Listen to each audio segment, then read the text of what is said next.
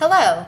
Today we'll be discussing the artistic representations of Franklin Delano Roosevelt's Four Freedoms speech.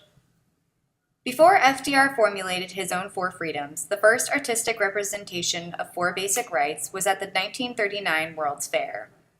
Leo Friedlander was commissioned to create sculptures that reflected these freedoms, which celebrated the four freedoms of religion, speech, press, and assembly as defined by the U.S. Constitution.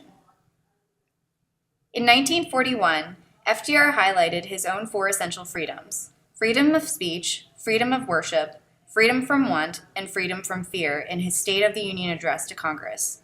These freedoms later became a cornerstone of World War II for America after entering the war. The first artist to portray these freedoms as articulated by FDR was Kindred McCleary in 1941. He painted a work titled America the Mighty, also known as The Defense of Human Freedoms, in the Harry S. Truman Building of the State Department in Washington, D.C.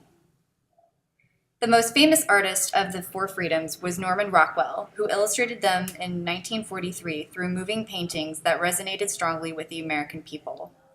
The artworks toured around the country and were also reproduced for war bonds and postage stamps.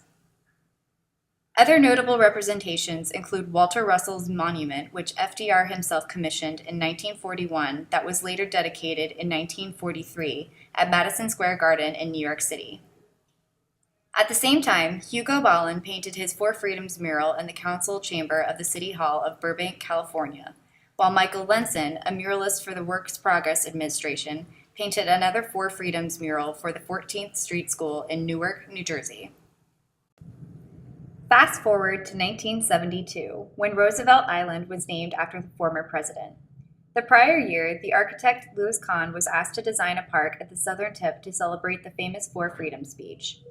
Included was a monument that stands as one of Kahn's last designed works, which features a granite wall with text from the speech and a bust of Roosevelt that was sculpted in 1933 by Joe Davidson.